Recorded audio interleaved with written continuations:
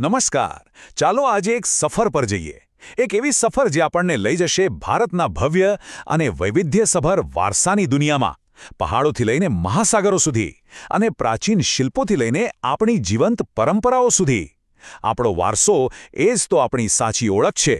તો ચાલો આજે આપણે સાથે મળીને સમજીએ કે આ અમૂલ્ય ખજાનાનું જતન કેવી રીતે કરવું. પણ એક મિનિટ, આટલો ભવ્ય વારસો, આ અદ્ભુત મંદિરો, કિલ્લાઓ, આ કુદરતી સૌંદર્ય, આ બધાના રક્ષક કોણ છે? આટલી મોટી જવાબદારી કોની છે?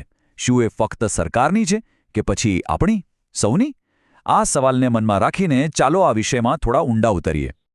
તો ચાલો સૌથી પહેલાં એ સમજીએ કે આ વારસો છે શું.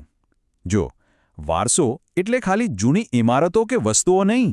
ના, એનાથી ઘણું વધારે છે. એ તો આપણી સંસ્કૃતિ, આપણું સાહિત્ય, આપણું શિલ્પ અને સ્થાપત્ય અને આપણી આસપાસનું કુદરતી સૌંદર્ય, આ બધું જ છે. ટૂંકમાં આપણા પૂર્વજો તરફથી મળેલી એક અમૂલ્ય ભેટ. અને હા, આ કોઈ નાની સૂની વાત નથી.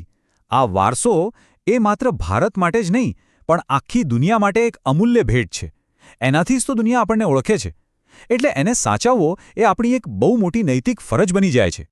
હવે આ વારસાને આપણે વધુ સારી રીતે સમજવા માટે છે ને એને મુખ્ય બે ભાગમાં વહેંચી શકીએ. ચાલો જોઈએ કે એ કયા બે પ્રકાર છે. જુઓ, એક છે પ્રાકૃતિક વારસો, મતલબ કે જે કુદરતે આપણને આપ્યું છે. આપણા ઊંચા પર્વતો, આપણી પવિત્ર નદીઓ, ગાઢ જંગલો અને એમાં રહેતા અદ્ભુત વન્યજીવો. અને બીજો છે સાંસ્કૃતિક વારસો, જે આપણા પૂર્વજોની મહેનત અને કલાનું પરિણામ છે. એમાં એમણે બનાવેલા મંદિરો, કિલ્લાઓ, શિલ્પો અને સાથે સાથે આપણું સાહિત્ય, આપણી પરંપરાઓ, આ બધું જ આવી જાય. ખરું ને? બંને એકબીજા વગર અધૂરા છે. ઓકે, તો હવે આપણને ખબર પડી કે વારસો શું છે. પણ આ બધું સાચવવાની જરૂર શું છે? શું ફરક પડે જો અમુક જૂની ઇમારતો તૂટી જાય તો? સમય સાથે બધું બદલાય જ છે, ખરું ને? ચાલો સમજીએ કે આ વારસાનું જતન કરવું કેમ આટલું બધું જરૂરી છે. અરે, ઘણો ફરક પડે. કારણ કે આ વારસો એ ફક્ત પથ્થર કે ઇમારતો નથી. એ તો આપણી રાષ્ટ્રીય ઓળખ છે, આપણું ગૌરવ છે. જ્યારે દુનિયાભરના લોકો આ વારસો જોવા આવે છે, ત્યારે પ્રવાસન વધે છે, લોકોને રોજગારી મળે છે. એટલું જ નહીં, આ વારસો આવનારી પેઢીને શીખવે છે કે આપણો ભૂતકાળ કેટલો ભવ્ય હતો. અને હા, પ્રાકૃતિક વારસાને સાચવવાથી પર્યાવરણનું સંતુલન પણ જળવાય છે. એટલે જ એનું રક્ષણ કરવું ખૂબ જ જરૂરી છે. તો સારી વાત એ છે કે આ વારસાને બચાવવા માટે ઘણા બધા પ્રયત્નો થઈ રહ્યા છે, સરકારી અને આંતરરાષ્ટ્રીય સ્તરે પણ. ચાલો જોઈએ કે કોણ અને કેવી રીતે આ કામ કરી રહ્યું છે. આમાં સૌથી મોટું નામ આવે છે ભારતીય પુરાતત્વ સર્વેક્ષણ, એટલે કે ASI. સમજી લો કે આ આપણા ઐતિહાસિક ખજાનાના સુપર હીરો જેવી સંસ્થા છે. દેશભરમાં લગભગ 5000થી પણ વધુ સ્મારકો અને ઐતિહાસિક સ્થળોની દેખભાળ અને જાળવણીનું કામ આ સંસ્થા કરે છે. ખરેખર આપણા ઇતિહાસના સાચા રક્ષક. અને આ કામને મજબૂત બનાવવા માટે છે ને સરકારે કેટલાક બહુ જ મહત્વના કાયદા પણ બનાવ્યા છે. જેમ કે 1952માં ભારતીય વન્યજીવ બોર્ડ બન્યો, પછી 1958માં પ્રાચીન સ્મારકોને બચાવવા માટે ખાસ કાયદો આવ્યો, અને 1972માં તો વન્યજીવોના રક્ષણ માટે પણ એક કડક કાયદો બન્યો. આ બધા કાયદા આપણા વારસાને એક કાનૂની સુરક્ષા કવચ પૂરું પાડે છે. અને વાત અહીંયા જ નથી અટકતી.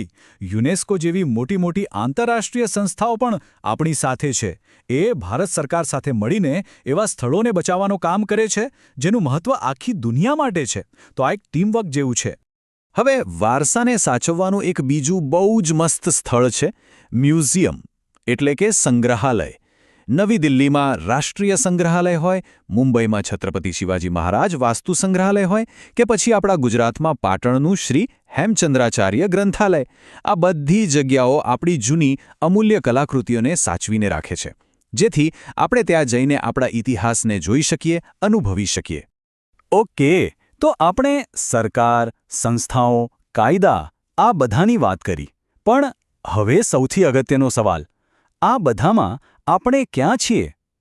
એક વિદ્યાર્થી તરીકે, એક જાગૃત નાગરિક તરીકે આપણી શું ભૂમિકા છે? આપણે બહુ મોટા કામો નથી કરવાના.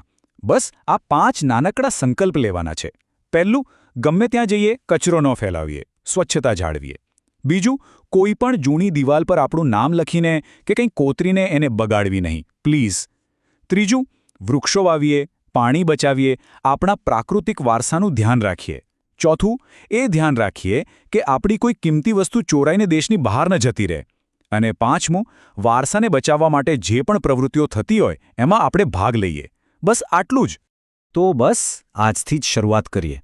જરા વિચારો, તમારી આસપાસ, તમારા શહેરમાં, તમારા ગામમાં એવું કયું સ્થળ છે જેને તમારા જેવા જ જાગૃત મિત્રોની જરૂર છે? કારણ કે યાદ રાખજો, વારસાનું જતન એ કોઈ એકની નહીં પણ આપણા સૌની સહિયારી જવાબદારી છે.